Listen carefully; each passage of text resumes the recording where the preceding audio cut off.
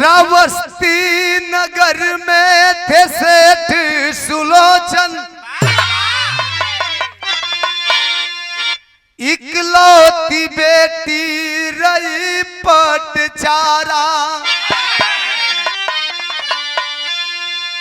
हुई जब सयानी सुहानी अदाले, अरे जवानी में छलकी मोहब्बत की धारा। पाबंदी बेटी पर सेठ लगाए, मर्यादा कुल की तुम्हारे थे। बिना मेरी मर्जी सगाई न करना, कलंक का टीका लगाना न माथे।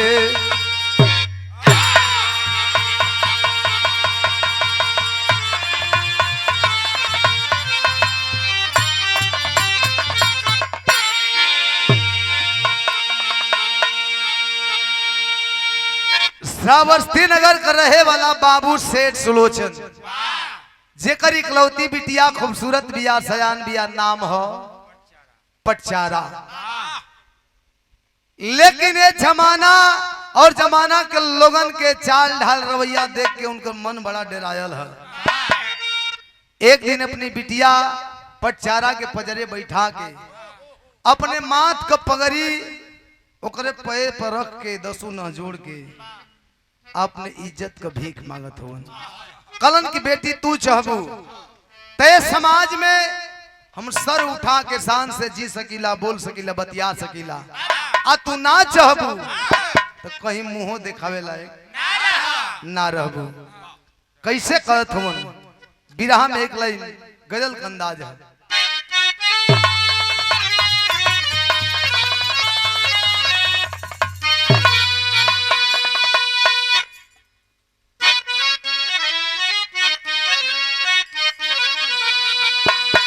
कोई बिछड़ती हुई मासूका से आशिक कहता है, क्या कहा कि मेरे खून दिल की मेहंदी, मेरे खून दिल की मेहंदी हाथों में ना लगाना।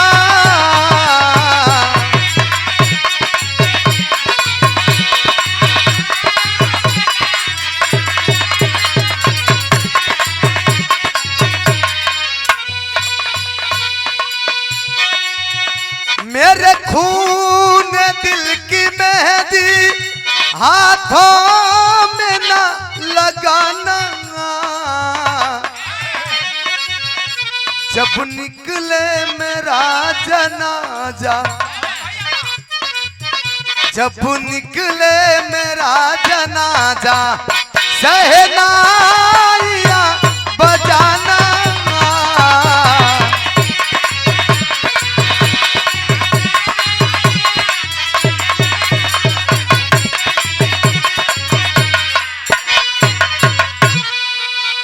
इतना गजल रहल। लेकिन सेठ सुलोचन जी अपनी बिटिया पटचारा के पजरे बैठा के अपने माथ का पगड़ी उतार के अपने पैर पर खले हुए, हाथ जोड़ले हुए और अपने इज्जत का दुहाई देते हुए। कैसे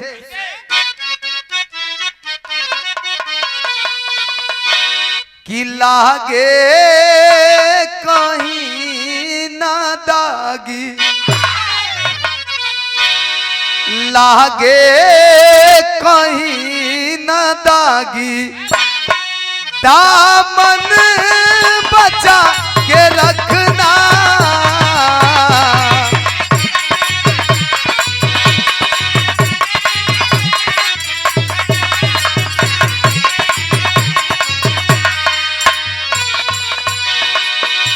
लागे कहीं न दागी दामन बचा के रखना कहीं टूटने न पाए कहीं टूटने न पाए सपना सजा के रखना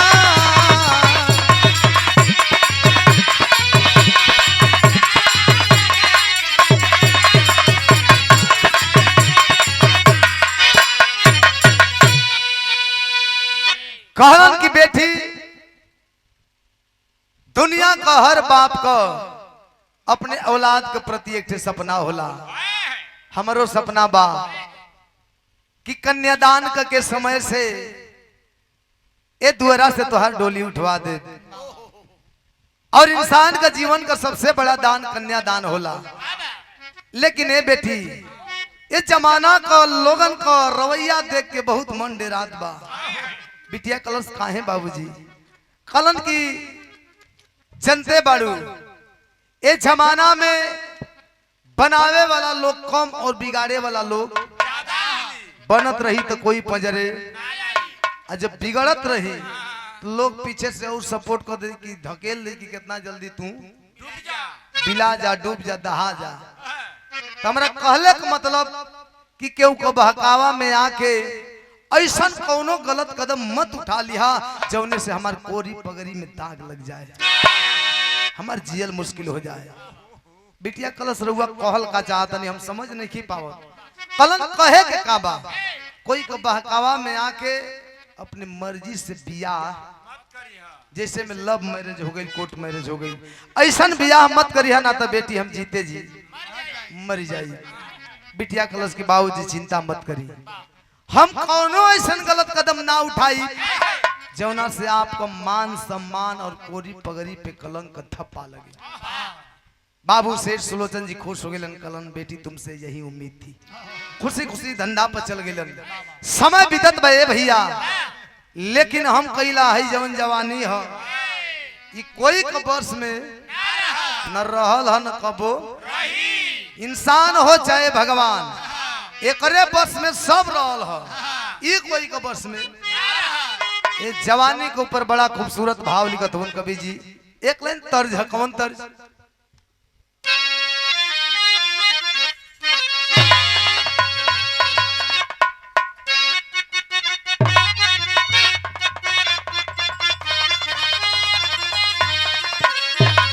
तर्ज है कौनो नशेड़ी सैया के ऊपर दुल्हन उरहन देतिया का कहे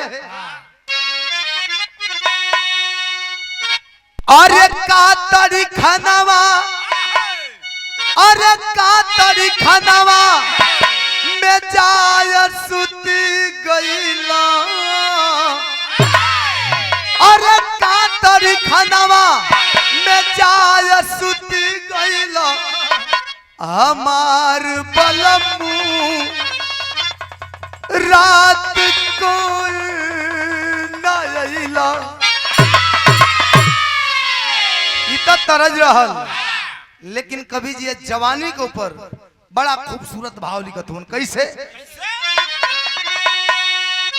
अरे धन दौलतिया छुपे सोना चांदी अरे धन दौलतिया छुपे सोना चांदी छुपे नहीं परादे में जवानी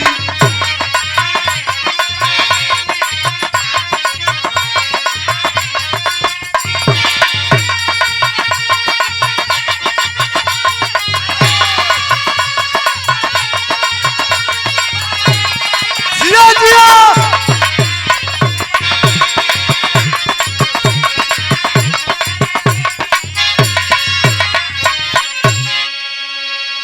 कहले का मतलब जेकरे अधिका धन हो जाई रुपया पैसा हो जाई लोग LIC को दी बीमा को दी तिजोरी में अलमारी में ताला मार के रख दे बैंक में ले जाके जमा कर दे लेकिन है जवानी खाती कौनो बीमा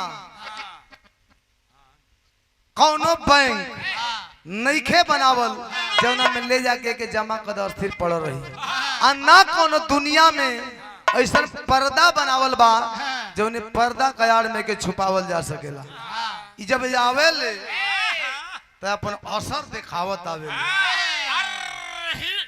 जो करत आवेले परे तेरा ही रहे का कई साधु हम महात्मा जी हूं अजा के बेदा नहर गोरे हूं। अब देखा हमरा कहले का मतलब धन अधिका हो जाई तो लोग छुपा सकेला, लेकिन है जवानी के छुपावे खातिर कौनो कैद खाना नहीं खे बनल, कौनो तिजोरी अलमारी ना कोनो पर्दा हो। लेकिन जौने बात के देखा अब डर हो उहे होके जात बा। बिरहा का दिलचस्पी बढ़े चालू हो गई। कैसे? अरे पुष्पक मालिक ललनवा सुधाकर अपट चारा को देता माला बनाकर।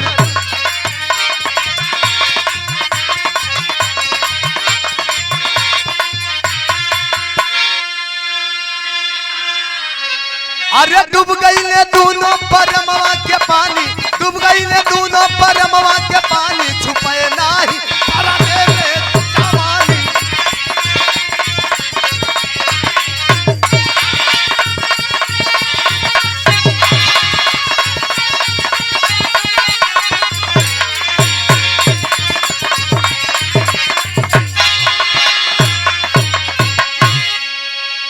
आप तनी कहानी सुनी सबे। वही श्रावस्ती नगर का रहे वाला पुष्पक माली जेकर इकलौता बेटवा खूबसूरत बा, जवान बा, नाम सुधाकर हो। ओकर नित्य प्रतिदिन का काम रहल कि सुंदर सुंदर फूल और सुंदर सुंदर फूल का माला बना के ले जाके पटचारा के पहुंचावे। यहरो जवानी बा वहरो जवानी बा, आना जाना लगल बा। एक दिन दुनहु का आँखिया लड़ी गई। हाँ हो नहीं यार, नैनचार हो गई, प्यार हो गई, मोहब्बत हो गई। जब प्यार हो गई तब बेकरारी दोनों ओर बढ़े लगल। एक दूसरा के देखला बिना कोई के चैन, न सुधाकर के देखला बिना पटचारा के चैन हो, न पटचारा के देखला बिना सुधाकर के सुकून हो। आना जाना मिलना जुलना घूमना फिरना चालू। यानी प्यार में धीरे धीरे जितनी भी हदें होती है सारी हदें पार होने लगी। जब एवनी बात को भनक लगल, पटचारा के बाबू सेठ सुलोचन जी के कपारे हाथ धलन कहला, ओ हम अपने बिटिया के बहुत समझौली, अपन पगड़ी ओकरे पैर पर धके हाथ जोड़ली बाप होके, लेकिन तबो हमरे इज्जत का परवाह। अगर हम चेतब ना संभरब ना तो हमारी इज्जत ना बची। इज्जत बचावे खातिर कैला का गीत बदल गई।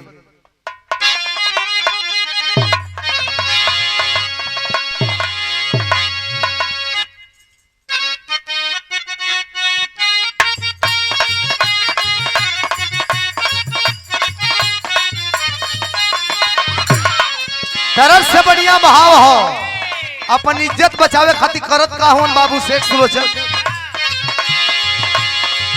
सेठ रखल शादी वाला दिनवा गईले, दुल्हा ले कहनवा गईले हो।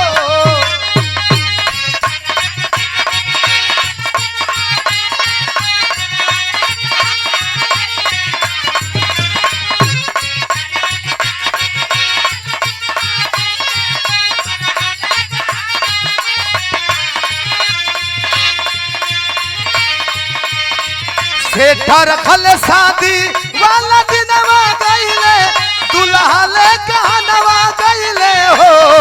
केहू जानलस ना धोखावा के मार भइली, दुल्हिन फरार भइली हो। केहू जानलस ना।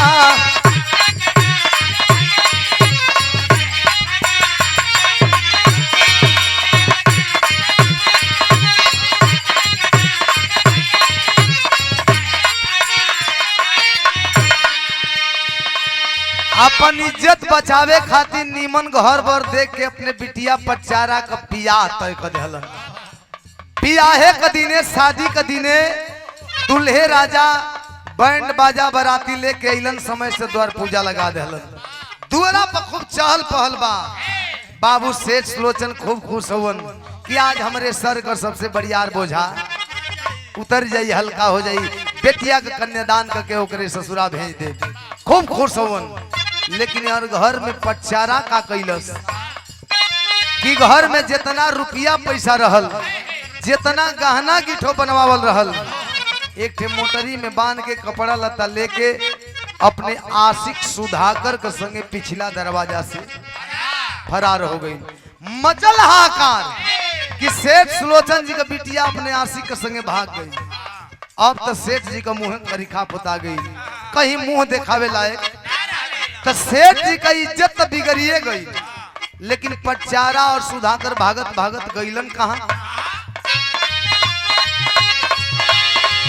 पटचारा सुधाकर बहुत दूर गईले, धन बिन मजबूर भइले हो।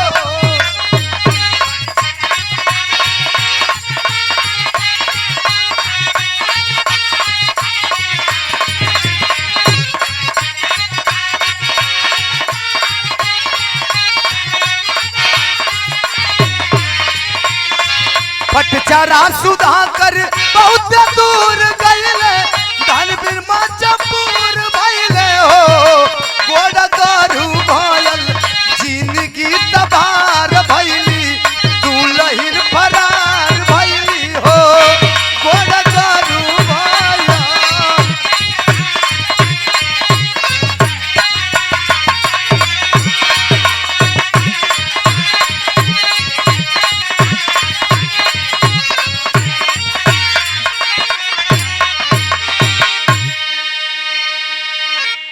पटचारा सुधाकर भागत भागत जंगली एरिया में जाके देवी माई के मंदिर में बियाह करके अब पति पत्नी के रूप में अपन जीवन यापन करे लगलन। 4-6 महीना बीतल बा भैया। एक दिन पटचारा मन मार के उदास बैठल है। सुधाकर घूम फिर के ना चेहरा उदास देख के कहत होन का हो, कैसन उदास बैठल हो?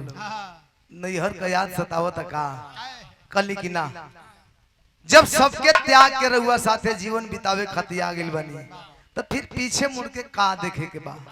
लेकिन चिंता कहला कौने बात का? कली की जितना रुपया पैसा रहल खत्म हो गई, जवन गहना गिठो रहल उहो बेच के खा पी गई नहीं जा। अब समझ में नहीं आवत कि जिंदगी का गाड़ी आगे कैसे बढ़ी। वही में हम मम्मी बने वाली बानी, तू पापा बने वाला बाड़ो। सुधाकर कहला कि चिंता मत करा, जब तक हम जिया तानी तो के दुख का परछाई भी टच ना करी। कवि जी बिरहा में तेरी का भाव लिखत हूं कैसे? एगो बढ़ावा एगो।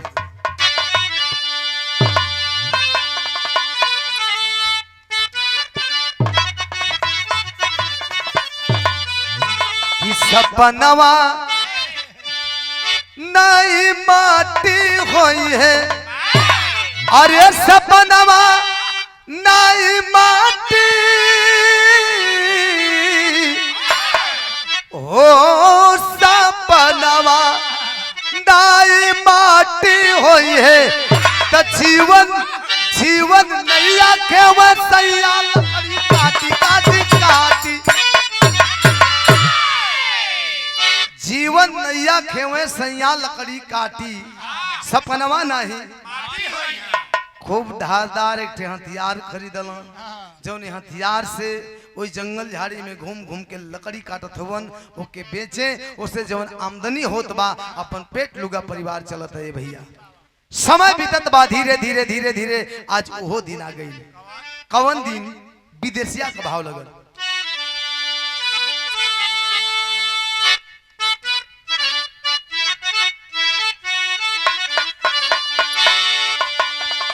कि जैसे गर्भवती माई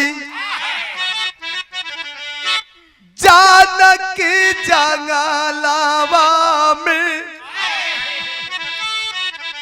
आयसुआ बहाई जुनू मवली लाला नवा, ओइसे पटचारा एक लाल कमावली हो 3 साल बीतला गरीबिया में दिनवा। समय अनुसार प्रसव पीड़ा हुआ। पटचारा एक बड़ी ही खूबसूरत बच्चे को जन्म देती है। एक लड़का के जन्म दहली। समय धीरे धीरे 3 साल बीत गई, यानी वो लड़का 3 साल का हो गया। तब दूसरा गर्भ धारण कैल पटचारा जब अकाल सुदा कर दैक चरणवा। 3 साल बाद जब दूसरा गर्भ धारण कैली, दुख बर्दाश्त नहीं के हो तो बाबू आंख में आंसू लेके जाके अपने पति सुधाकर का पांव पकड़ के अर्जी करत है का इतने विनती आबा तो से हमार स्वामी हम के बैठाई देबो बाबुल के भावनावा। 3 साल बाद दूसर का गर्भ धारण कैली। दुख बर्दाश्त ना होता, जाके अपने पति का पैर पकड़ के रो तारी, बिलखा तारी, अर्जी लगाओ तारी की सैया जितना हो सकल दुख बर्दाश्त कैली। एक ठे लड़का भी पैदा कैली, दूसर का होके वाला बा। अब दुख बर्दाश्त नहीं के हो, एक ठे काम करी कि हमके हमरे बाबूजी का लगे पहुंचा दे। हो सके तो रहुओ चली, मानत तनी हमन से गलती भयल बा, लेकिन मासूम चेहरा जब बचवन के देखिए मम्मी पापा ना, हमने के गलती भुला के हमने के अपना लिया, लेकिन हमके हमरे बाबूजी का लगे पहुंचा दी। जब इतनी बतिया सुनना सुधाकर रे बाबू पटचारा के समझावत तरन, गीत बदल गए।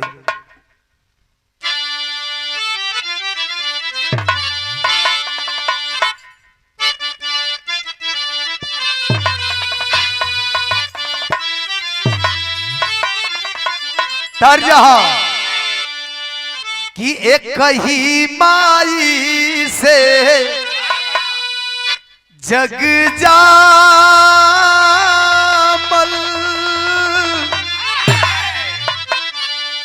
एक ही माई से जग जामल, केहू सुखिया केहू दुखियारी बा, ई भेद बड़ा ही भारी बा।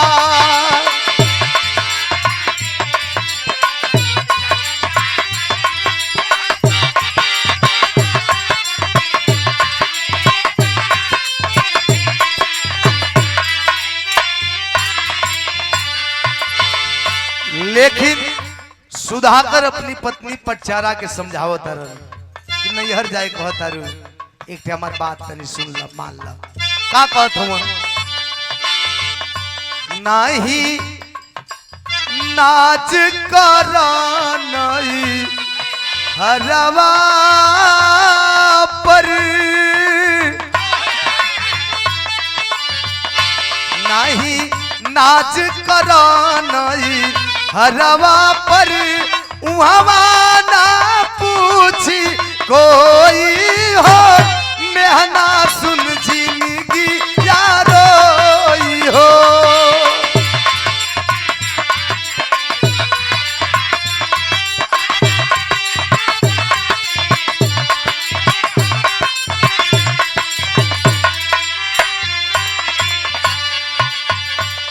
नैहर जाए कहतारू, एक बात जान ला, नैहर जैबू वहां चलल जाई, लेकिन वहां गईले के बाद मेहना ताना का अलावा और कुछ हमन के मिले वाला का है जाना तारू। ये दुनिया का लोग पुरनिया लोग बुजुर्ग लोग एक कहावत कहले बा जवन कटु सत्य बा अमीट बा कैसे बदले के जमाना संग बेला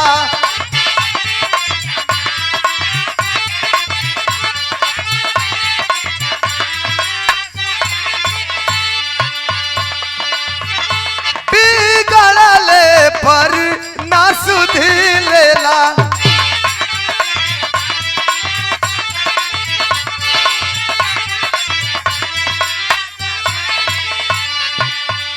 मती बोवा बीज पथरवा पर मत बोवा बीज पथरवा पर लिखल जो लीलारावा होई हो मेहना सुन जिंदगी यारो हो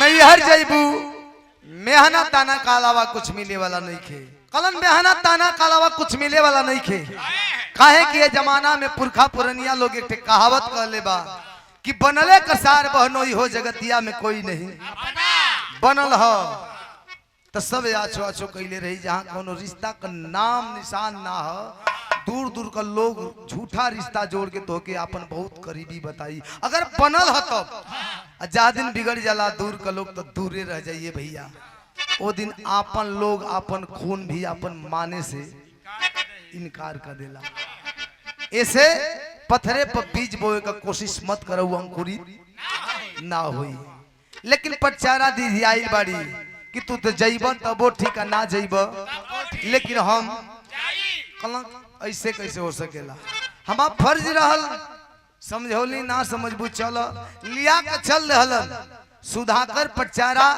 एक ठेलरिकवा है जौना की उम्र मात्र 3 साल बा जंगल का रास्ता बे भैया आधा जंगल लेके पहुंचलन है बीबी या लड़का के तब तक एकाएक मौसम में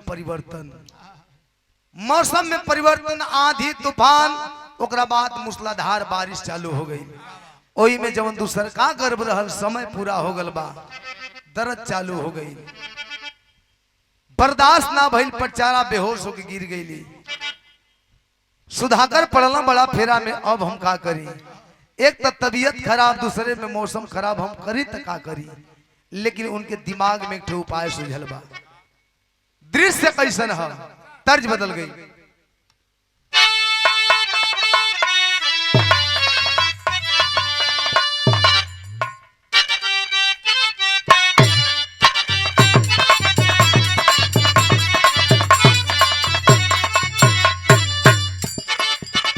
तर्ज कोनो पुरनिया दादा लोग का जमाने का देवर अपने भौजाई से मजाक कैलस कैसे कि भौजी सगरानु हो भौजी सगरानु हो भौजी तोहारी नु हो भौजी सगर चुनरिया चटकार चरवा काहे धुमिल भइल बा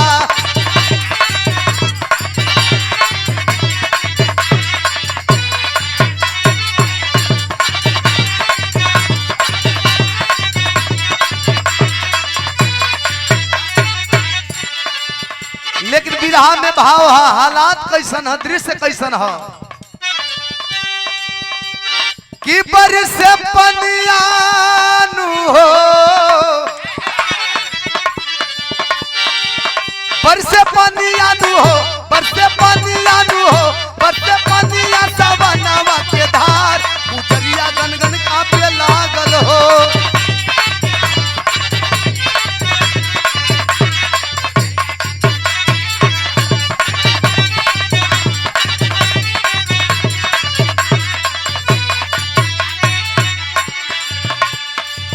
काफे दुलही ककाया मड़ई बना के करबे छाया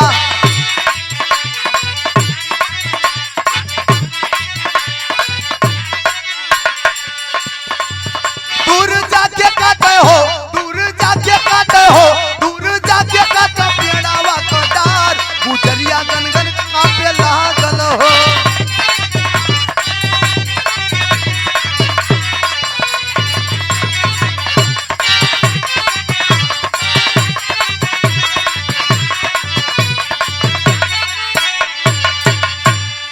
आधी तूफान मूसलाधार बारिश बेहोश पटचारा प्रसव पीड़ा से व्याकुल। सुधाकर सोचे तरन करी त का करी, कोनो उपाय ना करब त हालात और गड़बड़ हुई। दिमाग में उपाय सुझल, साथे साथे हथियार ले लई हूं लकड़ी काटे वाला। सोचा तरन जंगल में बटले बानी, आ काहे न पातर पातर टहनी झोपदार पत्ता वाला काट के अब मड़ई टाइप का बना दे ताकि राहत मिली, फिर मौसम ठीक होई ता आगे देखल जाइए। बेहोश पटचारा के छोड़ के पजरे वो लड़का के बैठा के, जवना के उमरिया मात्र 3 साल है, वो छोट लड़का के बैठा के निकल गई ना जंगल में दूर दूर जाके अपने मशरफ लायक पातर पातर टहनी झोपेदार पत्ता वाला गच्छिन पतई वाला देख देख के काटत हुवन।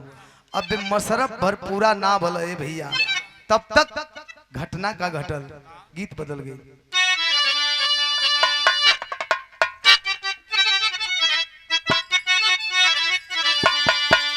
तर्ज अरे कही दा भौजी भैया से,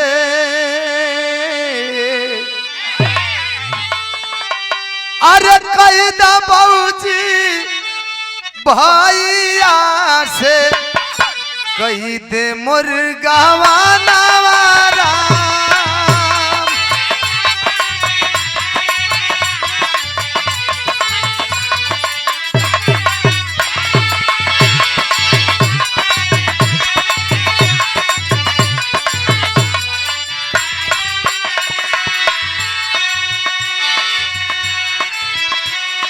लेकिन जरूरत भर पूरा ना भयल है, अपने मशरफ लायक पातर पातर पेड़ का टहनी डारी काटत हरन गच्छिन पतई वाला देख के अपने मशरफ लायक।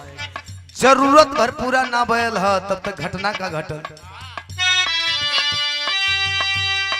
अरे सापवा लिपट के काटा,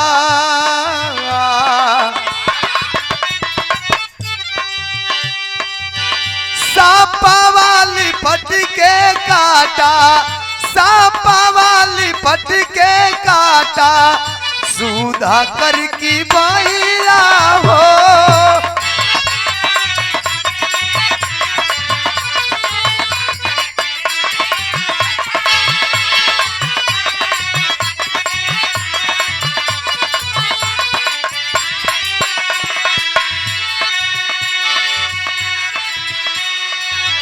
सापा वाली पट के काटा, सुधाकर की बैया हो।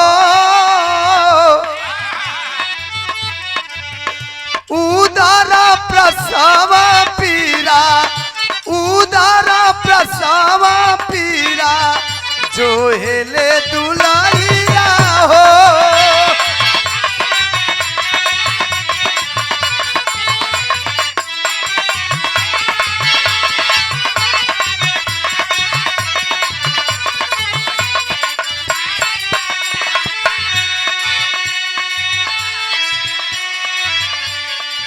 ये वही हथियार से टहनी पे वार करता है। टहनी में सर्प लपटाया हुआ था, हाथ में डंक मार दिया, विषैला था। जे वही डंक मारा, विष भीनने लगी और मुंह से काज निकलने लगा। भैया अब सुधाकर जिंदगी और मौत के बीच क्षणिक पल का मेहमान हुए, लेकिन थोड़ी देर के लिए सुधाकर को इसकी हालात पे छोड़ते हैं। चलते हैं उधर पटचारा की तरफ। पटचारा जब बेहोशी हालत से जब होश में आती है तो देखती है प्रसव पीड़ा से व्याकुल है, दर्द वैसे ही है, लेकिन देखती है अपने चारों तरफ अगल बगल पति का पता ही नहीं है। सिर्फ वो 3 साल का बच्चा पास में बैठा था। मन घबराए लगल, इतना खराब मौसम जंगल झाड़ में हमर सैया अकेले कहाँ गइलन। हे प्रभु कोनो अनहोनी न हो जाए, लेकिन अनहोनी तो हो चुकी है। फिर चलते हैं सुधाकर की हालात पे, जो जिंदगी और मौत के बीच कुछ ही पल का मेहमान है, लेकिन जिंदगी और मौत से लड़ रहा है, लेकिन करता क्या है। सही के सुधाकर दुखड़ा ना गवा के कइले टुकड़ा,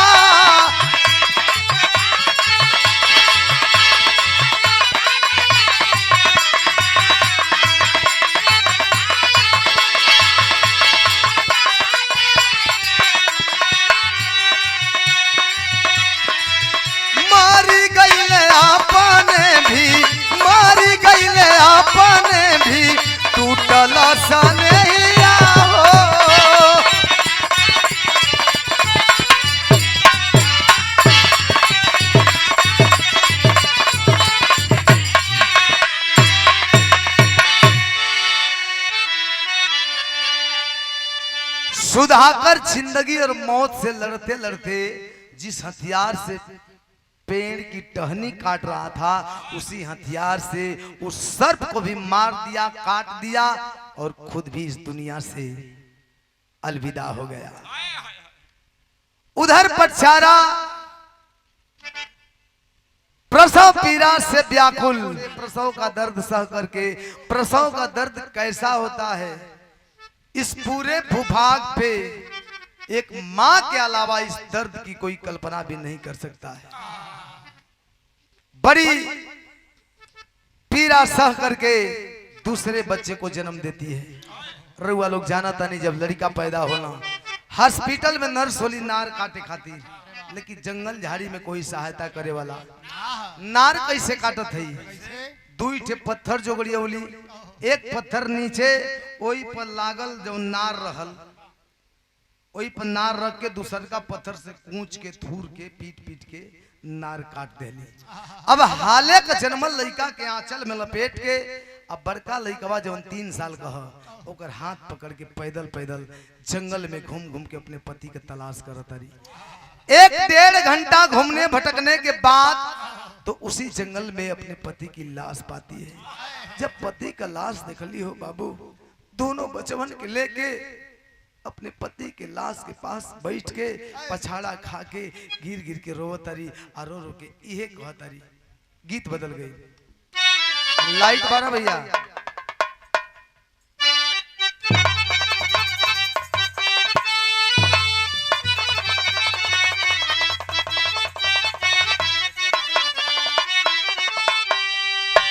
माई बहन लोग आवेली।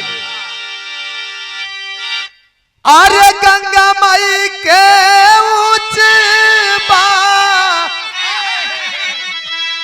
और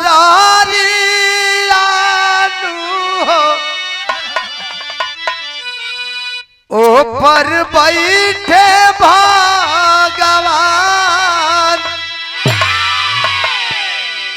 लेकिन आज पटचारा दोनों बचवन के लेके अपने सैया सुधाकर के लाश के पास बैठ के रोवत है और रो रो के यही कह तरीका। अरे भगिया में लागी गइल आगिया नु नैया पड़ल माझधार। सैया तो ये तो एक सहारा रहला, जब तक तू जियत रहला हमन के भाग उजियार रहल। तोरे नाम कर सिंदूर हमरे मांग में चमकत रहल, दमकत रहल। अपने आप के दुनिया के सबसे बड़ सौभाग्यशाली औरत समझत रहली हम। लेकिन आज दशा कहा। अरे कोयला बाराई कोयल मांगिया नैया पड़ल माझधार। जब तक जियत रहला हम सुहागिन रहली, लेकिन आज विधवा हो गई। हमार दोनों बचवा टूअर बन गई और विधवा के समाज का लोग देखल पसंद ना करेला। लोगन के सामने पड़ला पर लोग ये कहला मारा कुलछिनिया सामने पड़ गई, जतरा भंग हो गई। लोग बड़े बड़े ताना मारेला। ये तहत बड़ ताना लेके ये बचवन के लेके कि करे सहारे गुजर करब कहाँ जाए। लेकिन वह अबला जात रोने धोने के अलावा कर ही क्या सकती थी। देखती है बगल में हथियार गिरा पड़ा है, जिस हथियार से पेड़ की टहनी काट रहा था उसी हथियार से खन खोद करके अपने पति की लाश दफनाती है। कुछ मिट्टी कुछ खरपतवार डाल करके आधा तिया लाश दफना देती है। सोच रही है दोनों बच्चों को लेकर के अपना जीवन बिता लूंगी दोनों बच्चों के साथ। दोनों बचवन के लेके चलल है कहा। अरे बचवन के लेके चलली नहीं हर नगरिया, अभी जवा में रोक लिया लसना दिया डहरिया।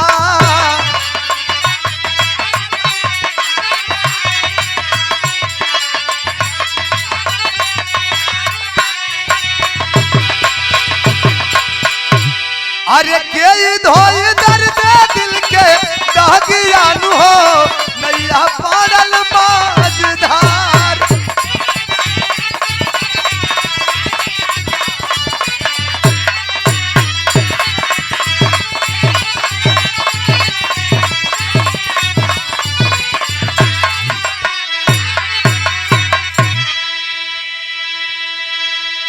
पति की लाश दफनाने के बाद सोचती है दोनों बच्चों को लेकर के अपने मायके में अपने नैहर में मम्मी पापा के साथ जीवन बिता लूंगी। लेकर के चली है मायके की तरफ। जो ही जंगलवा से बाहर गई हो पंचों, एक ठे नदी है, जवना नदी में पानी है।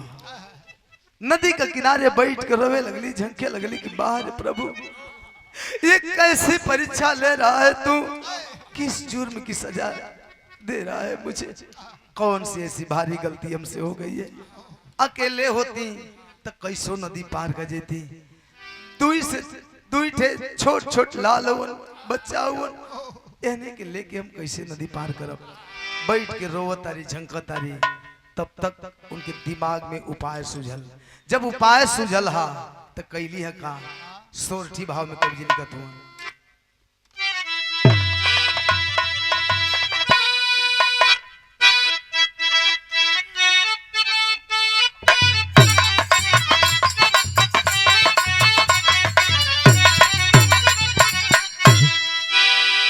बुद्धि काम ना करत है, लेकिन जब उपाय सुझल तो करत का है। अरे बड़का बेटा हुआ, जवना को उमरिया 3 साल है, उहे बड़ है। तब कि बड़का बेटा हुआ के धीरा ज्यादा रावली, रे धीरा ज्यादा रावली।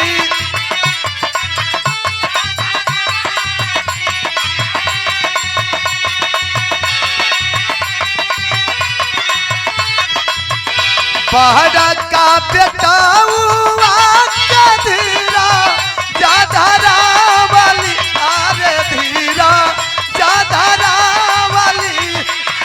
छोटा का के कैली वही पार लुए राम की राम हो।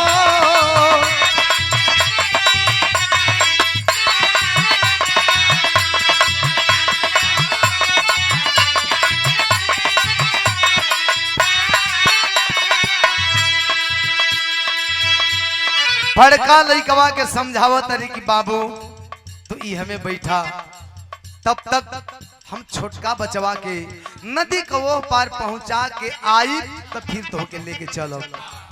समझा दिली। आंचल फाड़ के जवन हाले का जन्मल लइका नवजात शिशु, आंचल फाड़ के लपेट के हाथ पैसे ही लेके ऊपर बचावत बचावत बड़ी कठिनाई से नदी पार करके साफ सुथरा जगह देख के रख दिली। आ रख के चलल है बड़का के लिए आवे खातिर। तब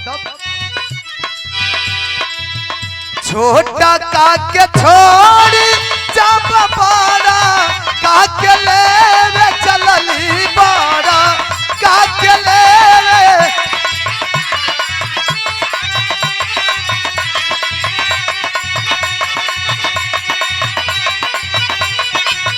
छोटा का के छोड़ी जब बड़ा का के ले चलली, बड़ा का के ले। छोटा का पगी धयक कैलस वार लुए राम की राम हो।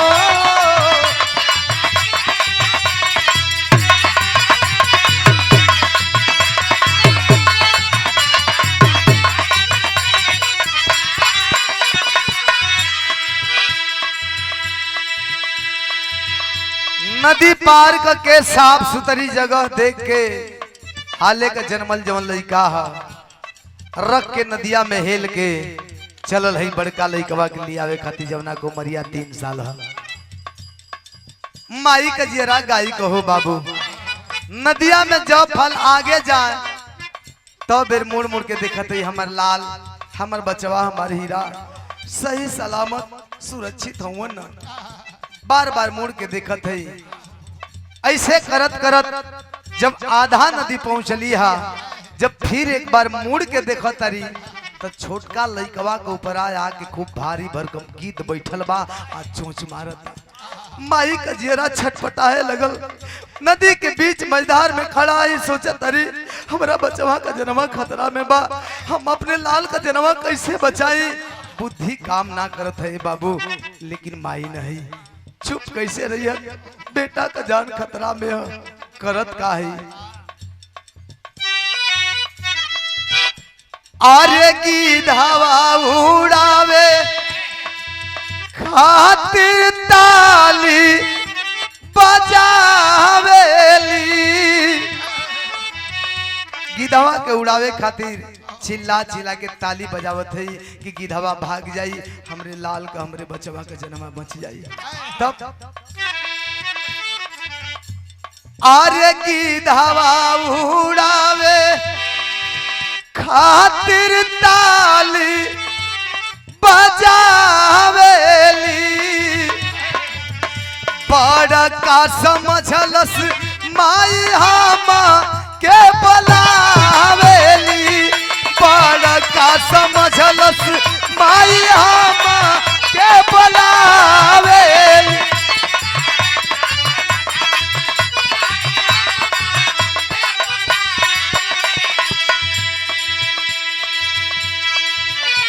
चिल्ला चिल्ला के ताली बजावा तरी की गिधवा उड़ जाई हमरे लाल का जनवा बच जाई। जब बेर तलिया बजावे माई पचारा तो बेर गिधवा उड़े आ बैठ जाए। फिर तलिया बजावत है गिधवा उड़ता फिर बैठ जाता। 10-12 बार प्रयास कैली लेकिन गिधवा भागल नहीं। ताली बजावत है चिल्ला चिल्ला के गिधवा उड़ जाई हमरे लाल का जनवा बच जाई छोटका बचवा का। लेकिन नदिया का ए पार जौन बड़का लइकवा है जौना को मरिया मात्र 3 साल। 3 साल का लइका के बुद्धि कितना ओकरे मन में गलत फहमी समा गई कि लगा था हमर माई हमें ये तो भारी मिस्टेक होता। कैलस का नदिया में हेली गयल पानी राम बही गयल पानी राम बही गयल।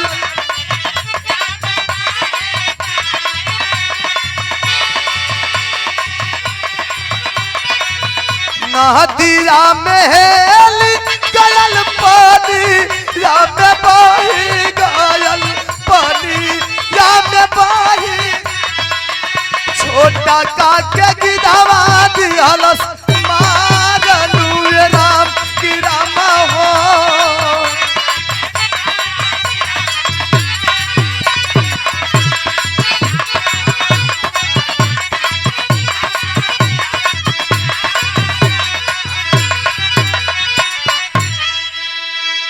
माई पचारा चिल्ला के ताली बजौले की गिधवा भाग जाई हमरे लाल का जनवा बच जाई।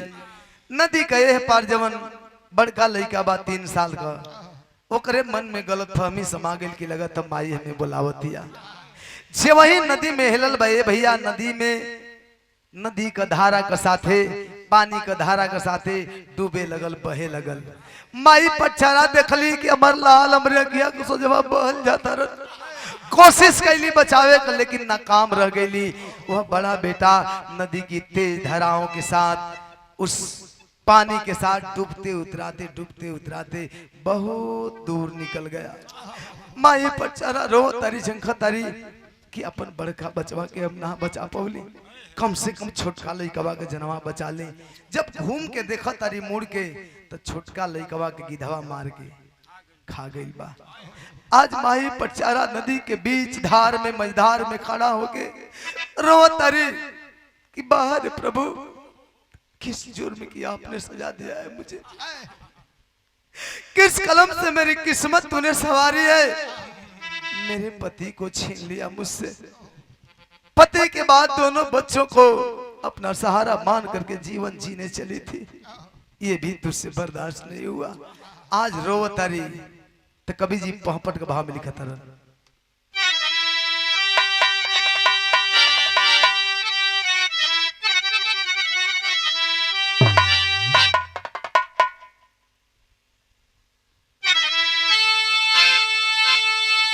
अरे रोवे माई बरसला नया दावा मनवा मानना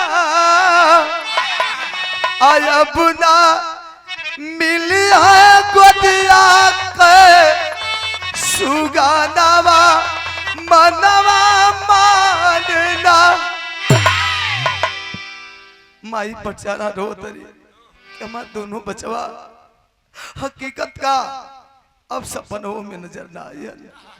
रोतारी, लेकिन रोने धोने के बाद कर ही क्या सकती थी। फिर भी वह पटचारा अपनी जिंदगी से हार नहीं मानती है। सोचती है कि मम्मी पापा के साथ अपने मायके में अपने नैहर में जीवन बिता लूंगी। नदी से बाहर अली है, नैहर की ओर चल ली है। तब अरे गईली नैहर के पजरा एक दादा मिले पुरनिया हो, आरो रो के पटचारा कहली कुल कानिया हो। नदी से बाहर होके जब नैहर की ओर चल ली है, नैहर का नजदीके पहुंच ली है, तो एक बुढ़ऊ दादा से मुलाकात हो गई। बुढ़ऊ दादा दूरही से देख के पहचान गईलन, पजरे गईलन, कहलन बेटी तू सेठ सुलोचन की बिटिया पटचारा हो ना। रोने लगी कि हाँ बाबा मैं ही हुआ बागन। बुढ़ऊ दादा कहना बेटी लग रहा है तेरे ऊपर कोई भारी मुसीबत पड़ी है। रोने लगी कि हाँ बाबा मुसीबत मत कहिए, बल्कि मुसीबत का पहाड़ टूट पड़ा है। मेरे पति को सर्प डस लिया, पति मर गए, बड़ा बेटा पानी में डूब गया और मेरी छोटी सी नन्ही सी जान को गीद मार करके खा गया। अब सोच रही हूँ बची खुची जिंदगी लेकर कहाँ जाऊंगी, अपने मायके में मम्मी पापा के साथ बिता लूंगी। जब इतनी बतिया बुढ़ऊ दादा सुनला तब बोल पड़लन का अरे दादा कहा कि मत जाने जे बाबा दवा मनवा मानना, अब वापस चल जा बेटी मान कहनवा मनवा मानना। कलन कोई फायदा नहीं, वापस चली जाओ, जहां से आई हो लौट जाओ, अब कुछ होने वाला नहीं है। रोने लगी कि बाबा कौन सा पत्थर दिल इंसान होगा, इतना दुख और दर्द सुनने के बाद उसका कलेजा मुंह को नहीं आ जाएगा, उसका पत्थर का कलेजा पानी नहीं बन जाएगा। और आप हैं कि इतना दुख और दर्द सुनने के बाद मुझे भेज रहे हैं, जाने को कर रहे हैं, मैं कहाँ जाऊंगी, कौन मुझे सहारा देगा। अरे मैं मानती हूँ मुझसे भूल हुई है, छोटी सी भूल प्यार करने की, लेकिन इस छोटी सी भूल की इतनी बड़ी सजा तो नहीं हो सकती कि मेरे गांव समाज के लोग, मेरे घर परिवार के लोग, मेरे मम्मी पापा मुझे नहीं माफ करेंगे, क्या मुझे नहीं अपनाएंगे। बुढ़ऊ दादा कहना बेटी ऐसी बात नहीं है, शायद जो मैं कहना चाहता हूं तुम समझ नहीं पा रही हो, तो बाबा फिर समझाइए ना क्यों ऐसे कह रहे हैं। बुढ़ऊ दादा कलन की बताना तो नहीं चाहता था, लेकिन जिद कर रही हो तब तो बताना पड़ेगा। बताओ थोन अलग भाव।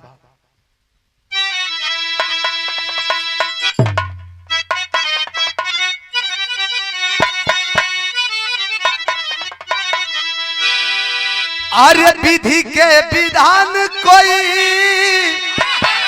अरे कबहू न बदले बेटी,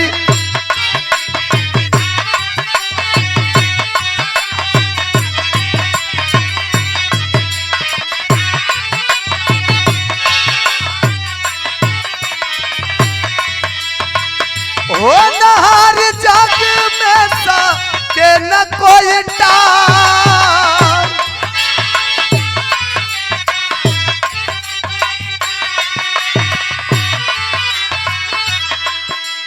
बेटी एक बात खूंटा बांध लेना, दिल दिमाग में बैठा लेना कि विधाता ने जो लिख दिया, जिसके माथे पे जो लकीर खींच दिया, उसे मिटाने वाला अब तक कोई माई का लाल पैदा नहीं हुआ है और ना ही कभी पैदा।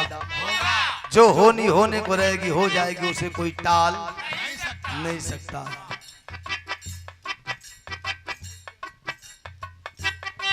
जो होने को रहेगी हो जाएगी, कोई टालने वाला नहीं है।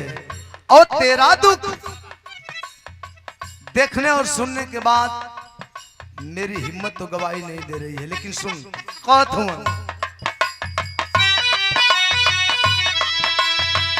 दुख का पहाड़ गिरल तोहरे ऊपर आए बेटी,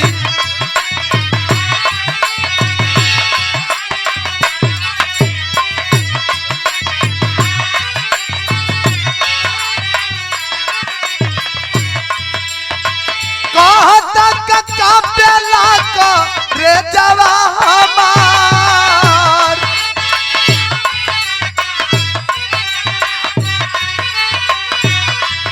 मेरी हिम्मत गवाही नहीं दे रही है कि तेरा ही दुख तुझसे बयां कर पाऊं। वाकई में तेरे ऊपर एक नहीं दो नहीं बल्कि पूरा दुख का पहाड़ ही टूटा है। मेरी हिम्मत नहीं गवाही दे रही है कि तेरे ही दुख का बयां मैं तुझसे करूं, लेकिन अगर तुझ में सहने और सुनने की क्षमता है तो सुन। बतावत हूं उनका, एक रतिया में भारी आयला तूफानवा ये बेटी,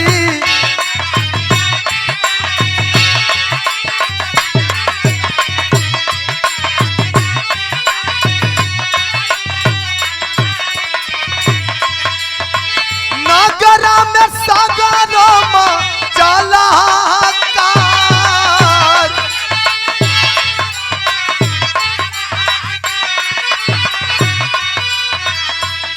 गयल पेड़ ढाही गयल तोहर घरवा ये बेटी,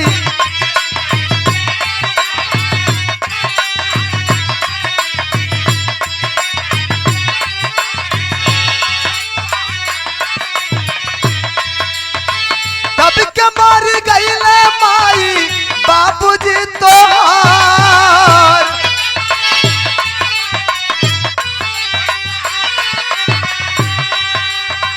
सुनली पट चारा माई बाबू के मरनवा पंचो,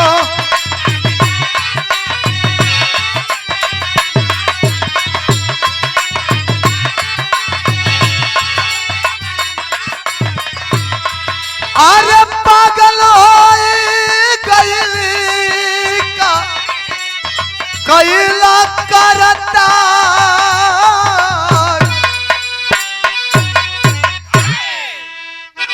बताओ तरण बुढ़ऊ दादा कि जिस तूफान को तुम झेल के आ रही हो, उसी तूफान ने पूरे नगर में हाहाकार मचा के रख दिया, उथल पुथल कर दिया। क्षति तो बहुत हुई है, लेकिन तेरे जीवन में जो क्षति हुई है बर्दाश्त से बाहर है। उसी तूफान के झोंके से तेरे घर के पीछे जो बरगद का वृक्ष था तेरे घर पे गिरा, जिसके चलते तेरा घर गिर गया, जिस घर में तप करके तुम्हारे माता और पिता, कौन बचा है? कौन तुझे सहारा देगा? क्या इस समाज के लोगों के रवैये के बारे में तुझे नहीं पता है? इसलिए मैं बार बार कह रहा हूं, जहां से आई हो वहीं पे लौट जाओ। यहां से कई गुना ज्यादा तेरे लिए बेटर और बेस्ट होगा, वापस चली जाओ। ए भैया, जेकरे जिंदगी में एक नहीं दो नहीं पांच मौत का सदमा हो, वो भी 24 घंटा का अंदर एक ही दिन में, भला कैसे बर्दाश्त होगा? पटचारा के साथ भी यही हुआ, पति मर गए, दोनों बच्चे मर गए, माता पिता भी मर गए, दिमागी संतुलन बिगड़ गया, पागल हो गई। जब पागल हो गई ली तो कभी जी सदर भाव में लिखत हो, अरे फाड़ फाड़ फेंक दिया तनवा के बरसानावा, अरे गली गली घूमे लगली होई के उघा देखल तमाशा मारे लोगवा पथारावा अरे तनावा के ढाके देख रहल समझदार अरे घूमत घूमत पगली गई जेत बनवा में जहाँ भगतन के रहे भीड़ बड़ी रात भगवान बुद्ध उपदेश देत रहले अरे पगली के देखी सब कहे मार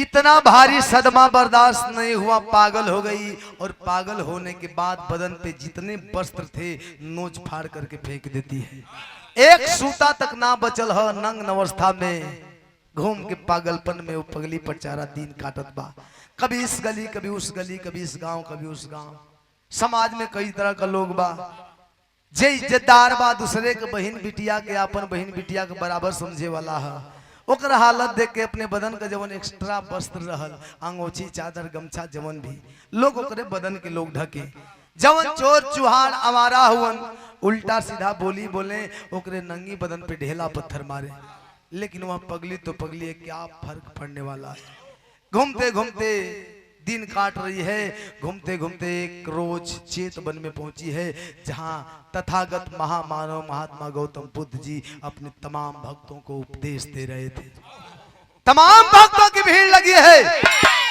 और जाकर के भक्तों की भीड़ के बीचों बीच नग्न अवस्था में ही खड़ी हो गई सारे भक्त बौखला गए कि कहां से पागल आ गई जल्दी मार के भगाओ हल्ला कैलन भक्त भगवान गौतम बुद्ध जी का आंख खुलल भक्तों को रोकते हैं इशारा करते हैं खबरदार कोई ऐसा घिनौना करतूत नहीं करेगा अरे मूर्खों यह समय है और समय का चक किसको अपने चपेटे में लेकर के किसको कब और कहां किस अवस्था में किस मोड़ पे ला करके खड़ा कर देगा यह किसी को नहीं पता इसलिए किसी के बिगड़े दिन पे हंसना नहीं चाहिए जब तुम ही लोग ऐसा करोगे तो फिर मेरे उपदेश देने का रहस्य क्या होगा क्या मतलब निकलेगा भक्तों को रोकने समझाने के बाद भगवान बुद्ध जी करते क्या हैं आखिरी भाग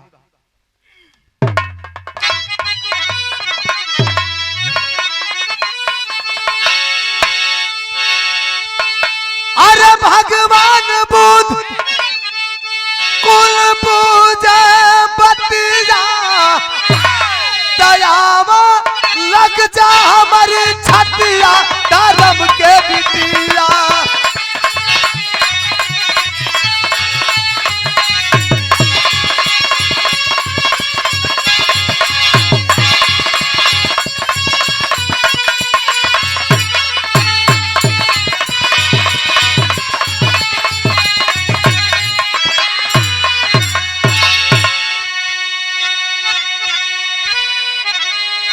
कहते हैं कि बेटी आओ मेरे पास दौड़ करके वह पगली पचारा भगवान बुद्ध जी के नजदीक जाती है पास जाती है तो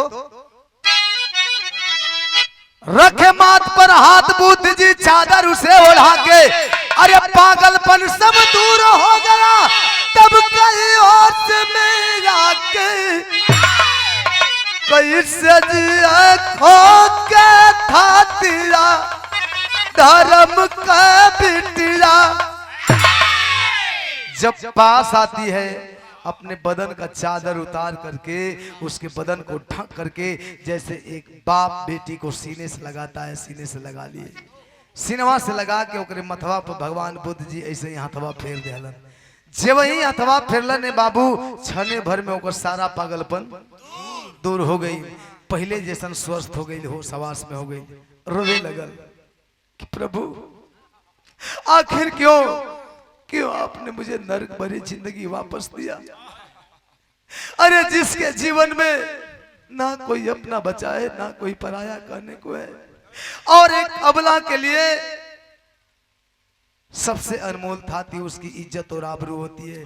जब वही नहीं है, जब वही लूट चुकी है, मैं कौन सा मुंह लेकर के इस समाज में जी पाऊंगी, कौन सा मुंह दिखाऊंगी। जब इतनी बात सुने भगवान बुद्ध जी तो बोल पड़े। कहे बुद्ध क्या लेकर आई थी दुनिया में धाती, अरे इस दुनिया में माया मोहनी, अरे सबको नाच नचाती। तो जैसे होले दूर गतिया धर्म के बिटिया, क्या लेकर के आई थी, क्या तेरा अपना था, कौन तेरा अपना था, कौन तेरा सगा था, कौन तेरा पराया था। एक बात जान लो, इस दुनिया में इंसान अपनी माँ के गर्भ से खाली हाथ अकेला आता है और खाली हाथ अकेला ही चला जाता है। ना कोई कुछ लेकर के आया है, ना कोई कुछ लेकर के जब कोई कुछ लेके अले नहीं तो जाई कैसे है। अपन देहियों पर अधिकार नहीं के मुहला के बाद जादी ने शरीर रूपी पिजड़ा से प्राण रूपी सुगना उड़ जला। ये पंच तत्व से बनल शरीर अपन अपन हिस्सा लेके अपना अपना जगह पर विलीन हो जाला। तो ना कोई कुछ लेकर के आया है, ना कोई कुछ लेकर के जाएगा। इस जहां में किसी का ना कोई अपना है, ना कोई पराया है। अगर इस दुनिया में किसी के पास कुछ है, किसी का कुछ है, तो सिर्फ माया और मोह। जिस माया मोह के बंधन में बंद करके, जिसके भवजाल में फंस करके यह दुनिया और दुनिया के लोग उसके इशारे पे नाचते हैं। लेकिन हम कहले भैया दुनिया का हर रिश्ता तबे तक कायम बा जब माया है मोह बा। माया बा मोह बा तबे दुनिया का हर रिश्ता कायम है। माया बात है भैया हुवन भौजी है, चाचा चाची, माई बाबू, मामा मामी, फुआ फूफा, तमाम रिश्ता कायम है। अगर माया ना है, मोह ना है, तो फिर इंसान का जीवन जानवर से भी बदतर है। लेकिन ये भैया जब इतनी बतिया पचारा सुन ली है तब अरे ज्ञान तत्व की जल गई ज्योति गई चरण लिपटाई, अरे बन के भिक्षुणी भक्ति के रंग में वह गई रंगाई। दया कृपा गई मुकुतिया धर्म के बिटिया।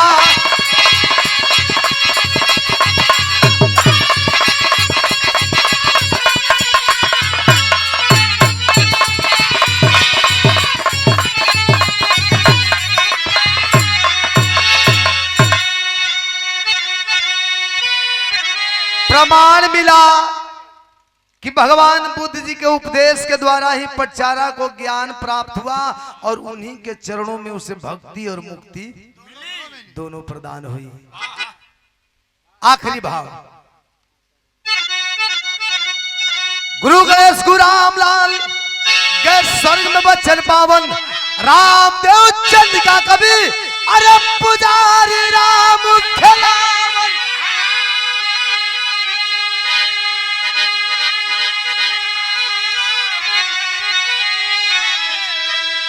सपनवा नाही माटी होई है। हमरे कहले का मतलब कि इंसान का जीवन में 24 घंटा होला, जौना में 4-6 घंटा आदमी आराम करेला, सुते बैठेला, बाकी समय में धंधा बिजनेस रिश्तेदारी निभावेला, काम काज देखेला।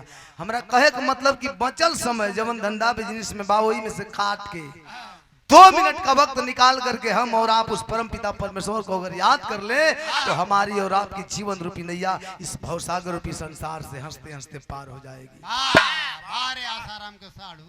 आखिरी भाव सपनवा नाही माटी होई है, अरे सपनवा नाही माटी होई है। तदेवा रमा कभी दुनिया माया का ताती सपनवा नाही